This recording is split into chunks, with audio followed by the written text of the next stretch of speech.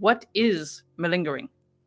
Sure. So malingering in general is when a patient fabricates or exaggerates symptoms to try and make themselves look ill when they're not. So in its very most basic form, somebody might, fake a headache or exaggerate back pain because they want a doctor's certificate so they don't have to go to work. Then in the psychiatric context, it gets a bit more complicated. I would probably argue that most people wouldn't malinger for psychiatric symptoms because you don't want psychiatric treatment if you don't need it.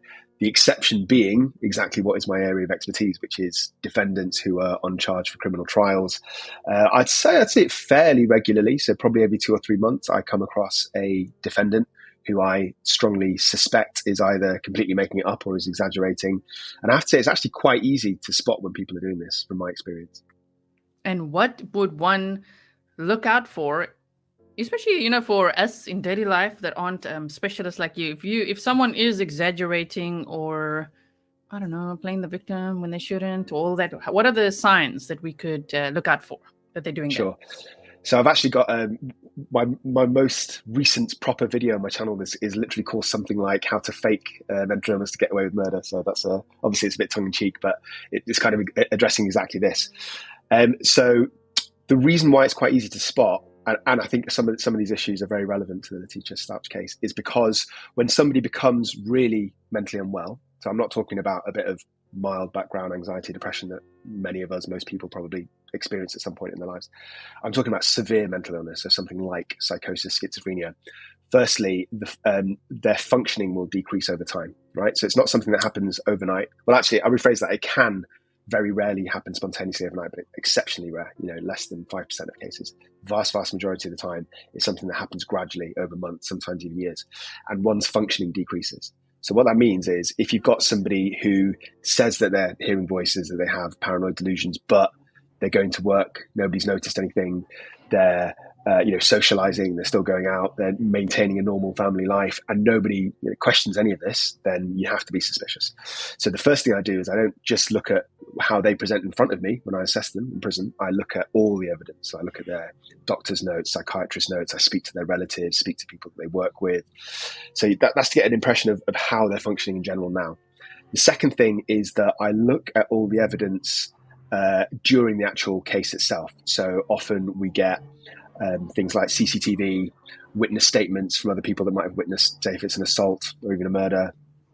You look at the police interview transcripts. So I suppose Letecia's case is slightly different because there's no witnesses and a bit of a time lapse. But most of the time in the cases that I see, if somebody's committed an assault, then they're arrested within, say, 24 hours, 48 hours.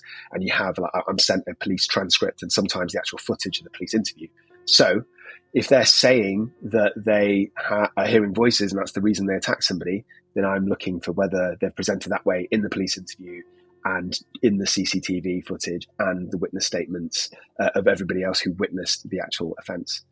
And then finally, the last thing I'd say is that from my experience, people that are actually mentally ill, so say paranoid, hearing voices, psychotic, understandably, they don't have an agenda, so they don't try and convince me, right? So if you're genuinely paranoid and you think people are trying to hurt you, and then you've never met me before, and I come in and assess you, just some chump in a shirt and a waistcoat, you wouldn't tell me that you're hearing voices or you're paranoid. You'd be quite sort of cagey, and it would take a lot of effort to elicit those symptoms. Whereas from my experience, people that try and fake it, they don't understand that. So they try too hard from the beginning to convince me that they're mentally ill, right from the first few minutes of the meeting. Exactly. And for me, when I looked at Letecia and all the footage they showed, the mental evaluations, yes, she was doing that, number one. And two, there's no sign of suffering. They almost talk about it as if it's something fun to have. Like, where's the suffering, though? Normally, if you are struggling with any mental disorder, mental illness, you're suffering. Word. So. Yeah, absolutely. If you're struggling to the degree that you're not in control of your actions, which is what she was claiming, then your level of functioning in everyday life would be definitely affected. And we didn't see that in her case. Oh, heck no. And we saw her malingering, pretending to have dissociative identity disorder, and literally thinking that coming into the courtroom with different hairstyles is what that means.